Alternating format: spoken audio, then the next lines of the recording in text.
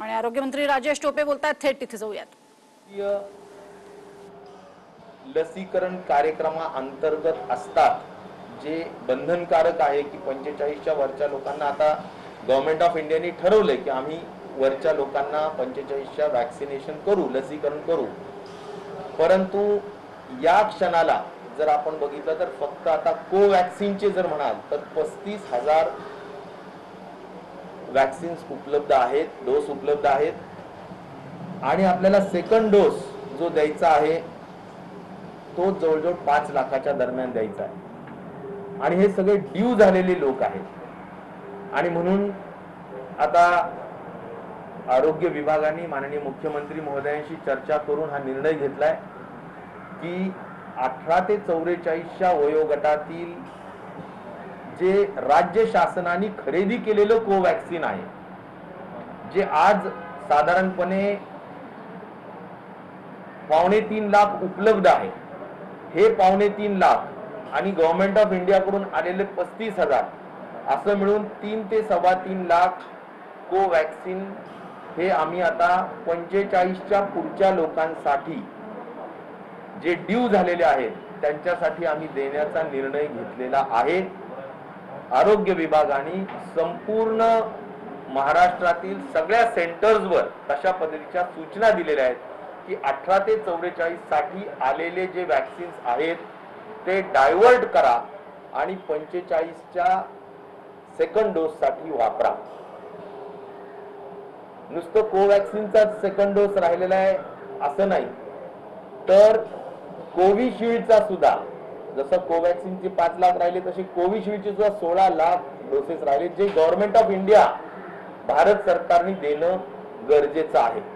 मी यासाठी माननीय डॉक्टर हर्षवर्धन जींना रात्री जवळजवळ 15-20 मिनिटं बोललोय आणि या सगळ्या विषयाच्या गांभीर्य पण सांगितलं की हे सगळे डोस ड्यू झालेले आहेत आणि त्वरित पाठवले पाहिजे. परंतु त्यांच्याजवळ डोसेस उपलब्ध नाहीत, हा सगळ्यात महत्वाचा विषय आहे.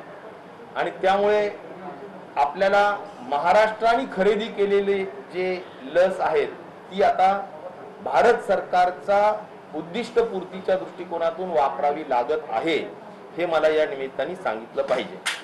आणि म्हणून असंही टास्क फोर्सची चर्चा करून माननीय मुख्यमंत्री महोदयांशी मी आत्ताच फोनवर सुद्धा बोललो आणि त्यांनी पण सांगितलं की टास्क फोर्सची चर्चा करून आपल्याला तूर्त 18 ते 44 वयोगटातील जे काही लसीकरण चालू आहे त्याला तूर्त काही दिवसांसाठी जोपर्यंत थोडं हे स्टॅबिलाइज होत नाही तोपर्यंत, म्हणजे लसच उपलब्ध नाही महाराष्ट्रात, म्हणजे देशातून आपण खरेदी करायला तयार आहेत पण लस उपलब्धच नाही.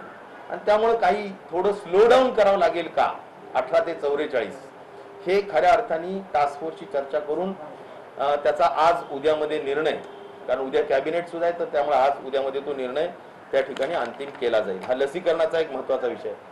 ऑक्सिजनच्या संदर्भात आणि रेमडेसिवीरच्या संबंधात एक वाक्यात एवढंच सांगेल की बेलारी मधून 50 टन JSWचा आणि आयनॉक्सचं 30 मेट्रिक टन कमी झाल्यानंतर सुद्धा 80 मेट्रिक टन राज्याला कमी पुरवठा केल्यानंतर सुद्धा अलॉटेड कोट्यामधून आपल्याला 1700 मेट्रिक टनवर आपण सध्या राज्य शासन आणि स्वास्थ्य विभाग, आरोग्य विभाग हा पूर्णपणे व्यवस्थित ऑक्सिजनचा पुरवठा करून ऑक्सिजनच्या हद्दीपर्यंत स्टेबिलिटी आपण आणलेली आहे.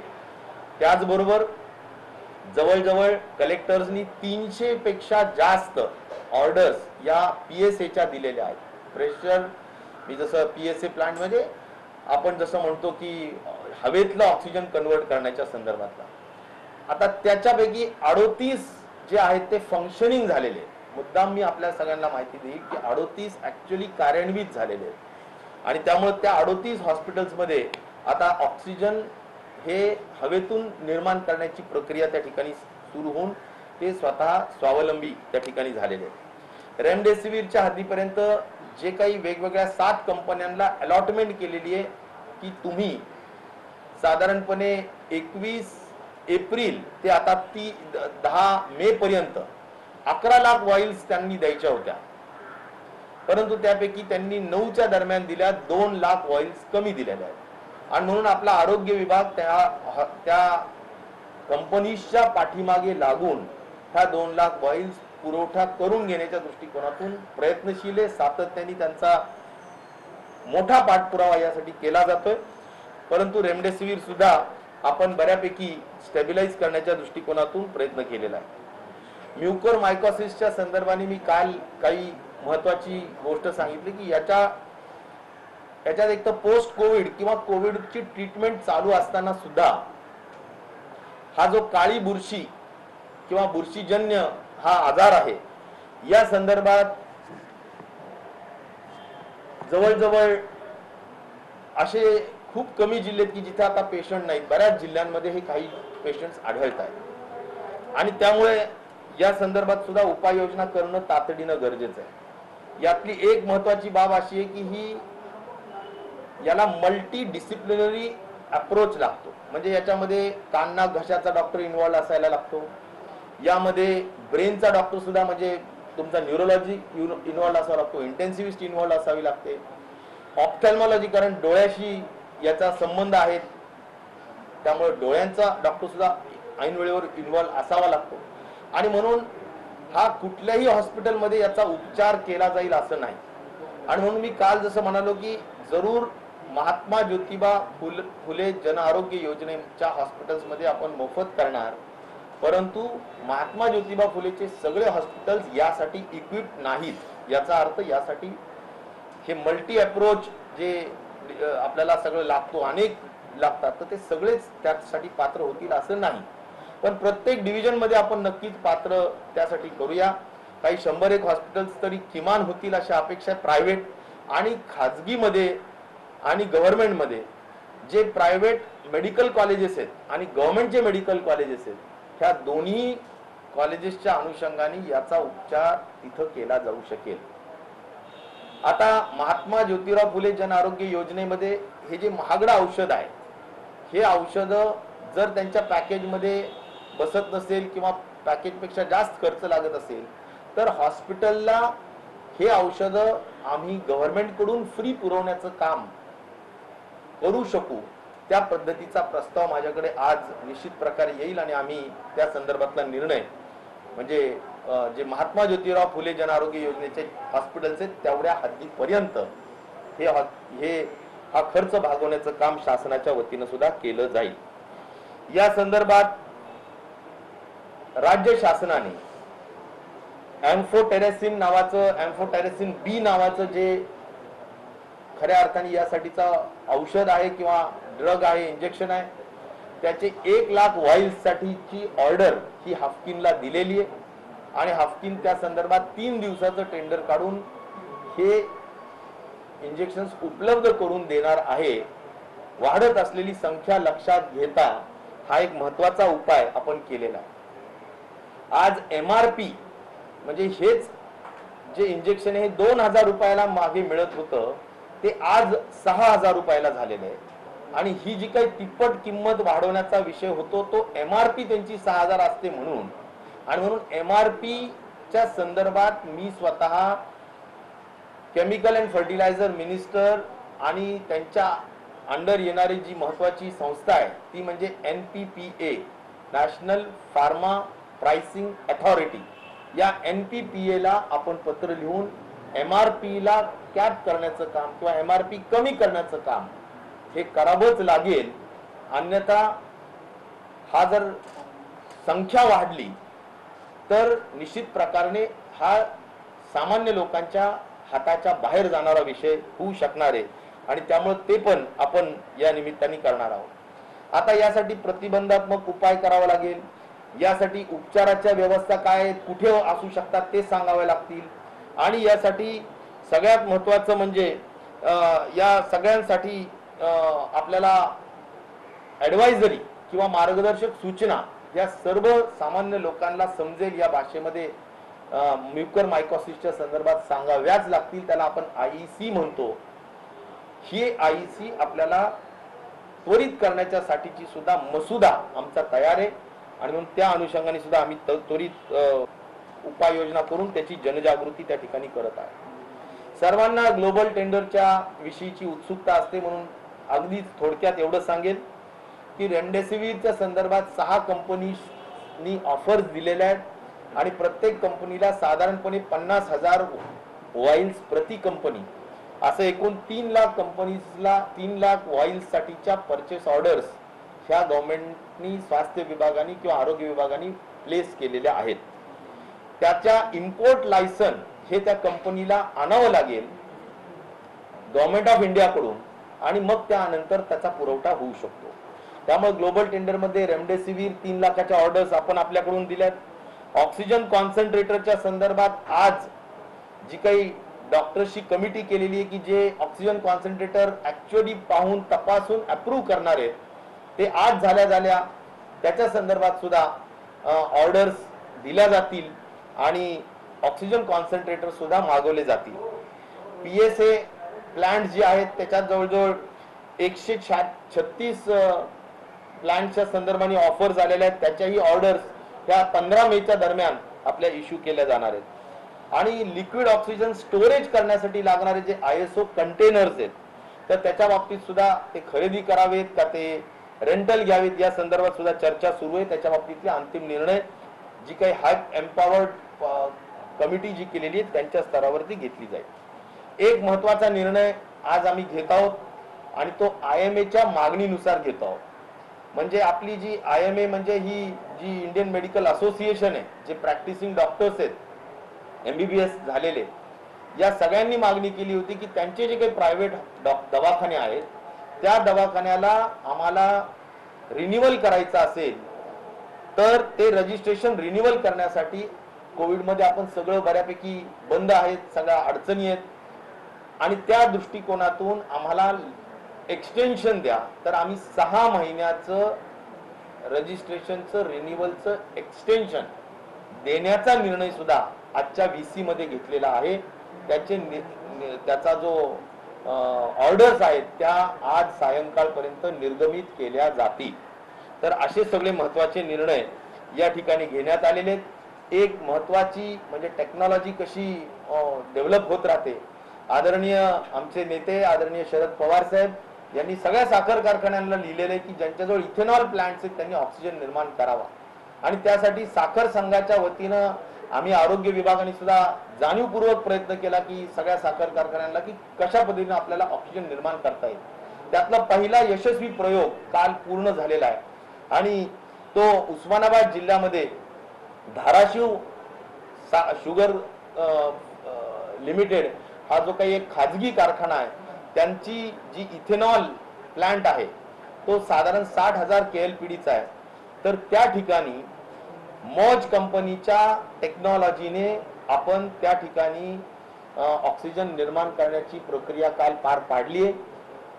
4 मेट्रिक टन पर डे म्हणजे साधारणपणे 300 सिलेंडर्स पर डे ऑक्सिजन काल निघालेले. त्यांची अशी सूचना आहे किंवा सांगणं आहे की ते 300 सिलेंडर्सच्या ऐवजी आम्ही 500 सिलेंडर्स पर डे पर्यंत घेऊन जाऊ शकतो. आणि म्हणून मला असं वाटतं की इथेनॉलचे प्लांट्स अनेक शुगर फॅक्टरीज मध्ये आहेत. या सगळ्यांकडे जे मॉलिक्युलर सीव्ज असतात ते मॉलिक्युलर सीव्ज जर रिप्लेस केले तर त्या जागेवर निश्चित प्रकारे आपल्याला ऑक्सिजन करता येऊ शकतो. आणि म्हणून त्याचे प्रयोग आता निश्चित प्रकारे राज्य शासनाच्या वतीनं सूचित केल्या जातील आणि इथेनॉलला आता पुढचा काळ जो बंद राहील बरेचसे इथेनॉल प्लांट त्या जागेवर आपल्याला ऑक्सिजन निर्मितीचं काम हे करता येऊ शकतं.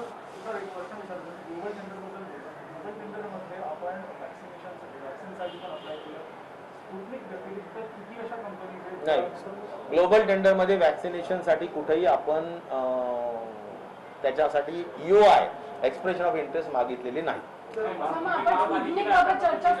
स्पुटनिक आपल्याला अप्रूव्ह केलेलं जरी असलं तरी सुद्धा त्याच्या बाबतीत आपण त्यांची जी काही मी मागे जसं सांगितलं रशियन डायरेक्ट इन्व्हेस्टमेंट अथॉरिटी यांना आपण त्यांच्या ईमेलवर आपलं ऑफर लेटर पाठवलेलं आहे की आम्हाला एवढे एवढे पाहिजेत, आपण काय रेटनी देणार, तुमचं शेड्यूल काय असेल हे आपण त्यांना पाठवलेलं आहे. परंतु त्यांच्याकडून अद्याप रिस्पॉन्स नाही. मध्यस्थी कुणीतरी लोक येऊन बोलत असतात परंतु त्यांच्यावर विश्वास ठेवण्याचं काही कारण आपण समजा ग्लोबल मार्केटमधनं वॅक्सिन जर घेतलं समजा आणि फक्त स्पुटनिक सोडलं तर बाकीचे पुढचे अजून सेंटरने अप्रूव्ह केले नाही तर आपण सेंटरवर प्रेशर करू शकतो का की इथं वॅक्सिनची कमतरता आहे तर ग्लोबल मार्केटमधनं हे अप्रूव्ह वॅक्सिन आहे? मला असं वाटतं की केंद्र सरकारने जगामध्ये उपलब्ध असणाऱ्या ज्या वॅक्सिन्स आहेत त्याचं अप्रुव्हल देण्याची जी काही विषय असेल तो त्यांनी करावा. जसं स्पुटनिकला त्यांनी अप्रूव्ह केलेलं आहे तशा अन्य वॅक्सिन्सला सुद्धा अप्रुव्हल द्यावं. आपण ग्लोबल टेंडरच्या माध्यमातून तेही खरेदी करण्याच्या संदर्भातला योग्य तो निर्णय लगेच घेता येईल, परंतु त्यांनी तसं अप्रुव्हल करण्याची आवश्यकता आहे. आणि त्यामुळे मला केंद्राकडे अशी रास्त मागणी राहील की आपण आंतरराष्ट्रीय किंवा जगामधले जे काही वॅक्सिन्स आहेत त्यांनाही मान्यता देऊन खरेदी करण्याची परवानगी द्यावी आणि कोवॅक्सिन आणि कोविशिल्ड यांच्याही प्रोडक्शन्स वाढवून कुठल्याही परिस्थितीत किमान 45 वर्षाच्या वरिष्ठ लोकांना तरी जी जबाबदारी आज केंद्र सरकारने घेतलेली आहे आणि ती आज पार पाडली जात नाहीये की ज्यासाठी आपल्याला 18 ते 44 वयोगटातील जी महाराष्ट्राने खरेदी केलेलं वॅक्सिन आहे त्यातून संपूर्ण वॅक्सिन तिकडे द्यावं लागत आहे आणि त्यामुळे आपल्याला 18 ते 44 अगदी स्लो करावं लागत आहे. तर मला असं वाटतं की याबाबत लवकर पावलं टाकून वॅक्सिन निर्माण करण्याचं काम आणि ते अधिकचं उपलब्ध करून देण्याचं काम करावं लागेल. जो नवीन स्ट्रेन आहे त्याबद्दल वर्ल्ड हेल्थ कोरोनाचा जो नवीन स्ट्रेन आहे त्याच्याबद्दल जागतिक आरोग्य संघटनेने चिंता व्यक्त केली की हा लसी पुढे सुद्धा अतिशय ताकदवार तो निष्क्रिय लसीला करू शकतो. याबद्दल आपल्याकडे काय माहिती? याबद्दल आज IQ आहे, मी त्याच्यावर खरं अधिकृत जोपर्यंत एखादी अथॉरिटी सांगत नाही. आज IQ बऱ्याच गोष्टी आहेत की एखाद्या वॅक्सिनला ज्या आता 2 आहेत त्यापैकी एका वॅक्सिनला काही तो दाद देत नाही वगैरे, तर त्याचं मी नामोल्लेख न करता मला एवढंच वाटतं की ऑथराइज्ड कुणीतरी जी आपली अथॉरिटी आहे त्यांनी सांगितल्यानंतर यावर भाष्य केलेलं जास्त. सर आदित्य ठाकरे म्हणतात की आम्ही वॅक्सिनेशनसाठी ग्लोबल टेंडर काढून मुंबईसाठी जर आपण आताच आपल्याला जागतिक लसी मिळत नाहीये तर मुंबईसाठी कसं काढणार आणि ह्यामुळे इतर महापालिका पण म्हणतील की आम्ही ग्लोबल टेंडर काढू, हा गोंधळ होईल लसीकरणात. मुंबई महाराष्ट्राचाच भाग आहे, सगळे एकत्र मिळूनच काम करतील. मला असं वाटतं की त्यातला तसा काही वेगळा विषय काही होणार नाही. सगळे एकत्र मिळून माननीय मुख्यमंत्र्यांच्या नेतृत्वाखाली योग्य तो निर्णय त्या ठिकाणी घेतला जाईल. सर कोविड नंतर जो बुरशीजन्य आजार होतो त्याचं जे इंजेक्शन आहे अँटोम्युल ते ग्रामीण भागामध्ये उपलब्ध नाहीत आणि ग्रामीण भागामध्ये या रुग्णांची संख्या वाढते. प्रत्येक रुग्णाला 60च्या सुमारास डोस लागतात आणि मुंबईमध्ये हे इंजेक्शन अवेलेबल आहे. 2 प्रश्न की या इंजेक्शनचा खर्च राज्य सरकार उचलणार आहे का आणि दुसरा प्रश्न की ग्रामीण भागामध्ये हे उपलब्ध करण्यासाठी काय करणार आहे सरकार? एम्फोटेरेसिन नावाचं जे इंजेक्शन आहे ते इंजेक्शन आता आपण 1 लाख वाईल्स म्हणजे 1 लाख इंजेक्शनची ऑर्डर्स आपण दिलेल्या आहेत. हफकिनला 3 दिवसाचं टेंडर काढून त्याच्या संदर्भातलं जे काही म्हणजे जी इन्क्वायरी काढली जाईल त्याच्यातून ज्या काही कंपनीज त्यात भाग घेतील त्याच्यातून अंतिम निर्णय लवकर घेतला जाईल.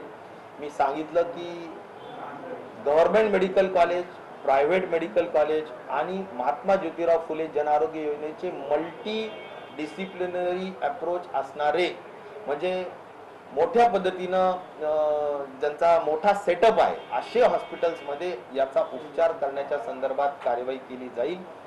याचा मेडिसिनचा खर्च जो आहे त्यापेक्षा सुद्धा काही सर्जिकल इंटरव्हेन्शन्स जे करावे लागतात जर तो आजार फार मोठ्या स्तरावर पुढे गेला तर बऱ्याचदा आपल्याला हेही बघावं लागलं की एखाद्याचा डोळा काढावा लागला. त्या डोळ्याच्या संदर्भात ब्रेन पर्यंत जर का ते बुरशी फंगस जर गेलेला असेल तर ब्रेनच्या संदर्भात काही त्याला सर्जिकल इंटरव्हेन्शन्स करावे लागतात. ENTच्या संदर्भाने काही नेझल कॅव्हिटीज आणि माउथच्या तोंडाच्या संदर्भातले काही विषय असतील तर त्याच्यावर सुद्धा जे काही आहे सर्जिकल गोष्टी कराव्या लागतात तर त्याचाही खर्च असतो आणि म्हणूनच मोठ्या हॉस्पिटल्समध्ये हा केला पाहिजे. ते हॉस्पिटल्स आयडेंटिफाय करावे लागतील अन्यथा नुसतीच मेडिसिन देऊन या गोष्टी चालणार नाही. तर तुम्ही सांगितलं की आम्ही वॅक्सिनसाठी आमच्याकडे पैसे उपलब्ध आहेत मात्र आम्हाला वॅक्सिन मिळत नाहीये. आपण जी ऑर्डर प्लेस करतो ही ऑर्डर आपण उशिरा प्लेस करतोय त्यामुळे आपल्याला वॅक्सिन उपलब्ध होत नाहीत का? वॅक्सिनसाठी आपण सगळ्यांना ऑफर लेटर्स दिलेले आहेत. कोवॅक्सिनला दिलेलं आहे, कोविशिल्डला दिलेलं आहे, परंतु त्यांच्याकडून आज आपण ज्या पद्धतीनं मागणी करतो कारण आपली स्केल फार मोठी आहे आपण स्केल आपण असं म्हणतो की आम्हाला दर महिन्याला 2 कोटी वॅक्सिन दिल्या पाहिजे, 6 महिन्यात आम्हाला 12 कोटी उपलब्ध करून दिल्या पाहिजे. तर त्या स्केलला पुरेल अशा स्वरूपाने त्यांच्याकडून रिस्पॉन्स आलेला नाही आणि त्यामुळे खऱ्या अर्थाने आज उपलब्धता हाच मुख्य अडचणीचा विषय आहे.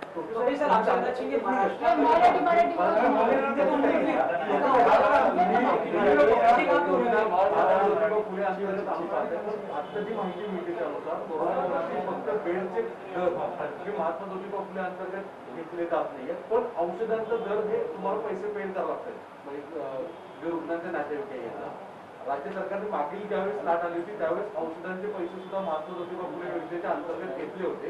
आता नव्या जी गाईडलाईन आलेले आहेत त्यानुसार खाली हॉस्पिटल सांगतात की मेडिकलचे पैसे हे रुग्णांच्या नातेवाईकांना आकारले जातात. नाही, त्याचे वेगवेगळे पॅकेजेस आहेत महात्मा ज्योतिराव फुले जन आरोग्य योजनेचे. तर त्याच्यात कोविडच्या संदर्भातलं तुमचं पॅकेजच्या संदर्भातला जर विषय असेल तर त्याच्यामध्ये ज्यांना व्हेंटिलेटर लागतं किंवा ज्यांना, तर त्याच्या संदर्भात आपण जो काही पॅकेज दिलेला आहे त्या पॅकेजच्या हद्दीपर्यंत त्यांनी त्या पॅकेजमध्येच त्यांनी काम करावं लागेल अशा स्वरूपाच्याच गोष्टी आहेत. आणि मेडिसिनच्या संदर्भात काही ज्या काही म्हणजे प्रत्येक गोष्ट ठरवलेली असते किंवा ज्या गोष्टी कदाचित आता रेमडेसिवीर आहे तर ते मेडिसिन त्याच्यात कवर्ड नाही, तर अशा काही गोष्टी आहेत ज्या कवर्ड नाही आहेत तेवढ्यांचे पैसे नक्कीच मेडिसिनचे रुग्णांना द्यावे लागतात. आपण लहान मुलांसाठी टास्क फोर्सची निर्मिती करणार आहोत. पीडियाट्रिक टास्क फोर्सच्या संदर्भातील फाईल माझ्याकडे आज दुपारपर्यंत येईल. ती संध्याकाळपर्यंत आम्ही क्लिअर करून उद्या त्या संदर्भातला निर्णय माननीय मुख्यमंत्र्यांच्या सहीनं नंतर तो निर्गमित केला जाईल. सर, तिसऱ्या लाटेमध्ये 12 ते 18 वर्ष वयोगटातील मुलेही टार्गेट होऊ शकतात असा टास्क फोर्सचा अंदाज आहे. नेस्को या ठिकाणी 6000 खाटांचं हॉस्पिटल देखील उभारत आहेत. तर असं ग्रामीण भागामध्ये किंवा शहरी भागांमध्ये कोणकोणत्या ठिकाणी उभारण्यासंदर्भात विचार सुरू आहे? मला वाटतं टास्क फोर्स पेडियाट्रिशियनचा जो काही उभारला जाईल त्यानंतरच या सगळ्या गोष्टींना जरा अंतिम स्वरूप येईल. पण एक नक्की आहे की लहान मुलांच्या कोविड ट्रीटमेंट हे ॲडल्ट्सच्या कोविड ट्रीटमेंटपेक्षा वेगळं असणार, कारण त्यांचे बेड्स वेगळे असतात, त्यांचे वॉर्ड्स वेगळे असतात, त्यांचं व्हेंटिलेटर वेगळं असतं आणि त्यामुळे त्यांचे मेडिसिन्स जे असतात ते पण आपण जे ॲडल्ट्सला देतो ते देता येऊ शकत नसतात. त्यामुळे बऱ्याच अंशी ट्रीटमेंट बदलते. आजपर्यंत अशा कमी वयोगटातले पेशंट्स अतिशय नगण्य असल्यासारखे आहेत, पण जे अंदाज व्यक्त केला जातो त्या संदर्भातच टास्क फोर्स नेमलेला आहे. ते ट्रीटमेंट प्रोटोकॉल सुद्धा काढतील आणि योग्य ते मार्गदर्शन राज्य शासनाला आणि आरोग्य विभागाला सुद्धा करतील. शेवटचा प्रश्न की जे सतत होत आहे की दुसऱ्या जिल्ह्यातला किंवा दुसऱ्या राज्यातलं लोक येऊन पण आपल्या राज्यात लस घेत आहेत आणि स्थानिकांना लस मिळत नाही कोविन ॲपमुळे. मुख्यमंत्र्यांनी पण पत्र लिहिलं आहे, तर आपल्या वेगळा ॲप होणार आहे का? आणि ही जिल्हाबंदी असताना पण लोक जिल्हा सोडून येत आहेत, यावर काय? कोविन ॲपच्या संदर्भात ओव्हर क्राउडिंग होत आहे, त्याच्यातल्या अनेक त्रुटी निर्माण होत आहेत आणि त्यामुळे काही वेळेस कोविन ॲप काम करताना सुद्धा त्यात अडचणी निर्माण होत असल्या कारणाने जरूर आपल्या स्वतःच्या 18 ते 44 वयोगटातील आपण स्वतः वॅक्सिनेशन करत असल्यामुळे राज्य शासनाची अशी अपेक्षा आहे की आपल्या स्वतःचं ॲप असावं. तशा पद्धतीनं माननीय मुख्यमंत्री महोदयांनी प्रधानमंत्र्यांना पत्र लिहिलंय आणि त्यात स्पष्ट विनंती केलेली आहे की एवढ्या हद्दीपर्यंत आम्ही ॲप जर निर्माण केलं आणि आमचं ॲप जर तुम्हाला आम्ही सिंक्रोनाइज केलं म्हणजे सगळी माहिती आम्ही तुम्हाला ट्रान्सफर केली तर आम्हाला नवीन ॲप करण्यासाठी परवानगी द्यावी. ते पत्र लिहिलेलं आहे. अद्याप त्याच्या संदर्भात कुठलंही उत्तर आलेलं नाही, रिस्पॉन्स त्याचा नाहीये. परंतु ॲपचा उद्देश असाच आहे की आपल्याला काही त्याच्यामधले जे काही हा जो काही प्रकार होतो तर किंवा आपल्याला काही मॉडॅलिटीज करायच्या असतील की आपल्याला काही 35 ते 44 ला पहिल्यांदा द्यायचं आहे किंवा एरिया फिक्स करायचा आहे, त्या एरियाच्या बाहेरचे तिथे येता कामा नये त्या सेंटरवर, असे काही फीचर्स आपल्या ॲपमध्ये आपल्याला देता येऊ शकतील. आज ऑनलाईन असल्यामुळे अगदी आपल्या राज्यातले तर आहेतच की मुंबईतले लोक कुठे एखाद्या ग्रामीण भागामध्ये जाऊन किंवा पुण्याचे लोक ग्रामीण भागामध्ये जाऊन वॅक्सिनेशन करत आहेत. शहरातल्या मोठ्या शहरातले लोक त्यांच्याजवळ हाय स्पीड इंटरनेट असल्यामुळे ते त्यांच्या शहरातून रजिस्ट्रेशन करतायत, ते त्यांच्या शहरातून स्लॉट घेतायत अपॉइंटमेंटचा आणि त्यामुळे ग्रामीण भागामध्ये हे उपलब्ध नसल्यामुळे तिथलं लसीकरणावर परिणाम होतो. आणि म्हणून या सगळ्यांचाच विषय म्हणून कोविन ॲपच्या ऐवजी शासनाचा वेगळा ॲप करण्याचाही आपलं मानस आहे. आणि तो आता खरं तर सगळंच लसीच्या उपलब्धतेवर अवलंबून असतं. त्यामुळे आता आपल्याला अगोदर 45 ते पुढचं वयोगट हा जरा झपाट्याने पूर्ण करणं गरजेचं आहे. कारण सेकंड डोस हा महत्वाचा आहे, नाही तर पहिल्या डोसचा परिणाम राहत नसतो. आणि म्हणून आता सेकंड डोसला आम्ही प्रायोरिटी दिलेली आहे. आज सगळ्यात महत्वाचा निर्णय हा घेतलेला आहे की 18 ते 44 वयोगटासाठी खरेदी केलेलं वॅक्सिन हे आम्ही 45 पुढच्या वयोगटातील लोकांसाठी ते वापरत आहोत, ज्याची जबाबदारी भारत सरकारची आहे. परंतु ती येत नसल्यामुळे आम्ही शेवटी 60 दिवस आणि 45 दिवसाच्या वर होत असल्या कारणाने 3 लाख डोस वॅक्सिनचे कोवॅक्सिनचे आम्ही डायवर्ट करत आहोत. सर, मोदी का जानना है कि ये बड़ा फैसला भारत सरकार ने फैसला लिया है कि जो 44 साल तक की जो वैक्सीन थी उसको डाइवर्ट करके 45 प्लस करना है। सर, इसी में सर जोड़ देंगे क्या फर्स्ट डोज फिलहाल उसमें यानी जो फर्स्ट डोज के लिए एलिजिबल है या लेना चाहते हैं उनको फिलहाल नहीं मिल पाएगा? और कुल कितनी वैक्सीनेशन राज्य? देखिए, वैक्सीनेशन के हद तक हम जो एक अहम मुद्दा हमने निर्णय लिया है आज के हमारे जो वीडियो कॉन्फ्रेंसिंग में हमारे डिपार्टमेंट में कि 45 प्लस के जो लोग रहे हैं वो करीबन 5 लाख लोग रहे हैं कोवैक्सीन के, और कोविशील्ड के 16 लाख डोसेस अभी बाकी है जो सेकेंड डोज है. लेकिन सेकेंड डोज की जिम्मेदारी ये भारत सरकार की है. मैंने पर्सनली डॉक्टर हर्षवर्धन जी को रात को बात की, बहुत तफसील से बात हुई, लेकिन सही में केंद्र सरकार के पास आज जो उपलब्धता नहीं है ऐसा उन्होंने मुझे कहा है. और इसीलिए उनका भी ये कहना है कि दूसरा कोई चारा नहीं है. आपके पास अगर दूसरा 18 से 44 साल के उम्र के लोगों के लिए आपने जो परचेज किया हुआ आपके पास अगर डोज होगा तो उसका आप मात्रा 45 के ऊपर के उम्र के लोगों के वैक्सीनेशन के लिए यूज करोगे. तो मुझे लगता है हमने सीएम साहब से बात करके वो निर्णय अभी लिए हैं कि जो भी 18 से 44 साल के हमारे पास करीबन 3 लाख डोसेस उपलब्ध है वो हम अभी पूरा स्टॉप करके 45 साल के जो सेकेंड डोज है उसके लिए यूज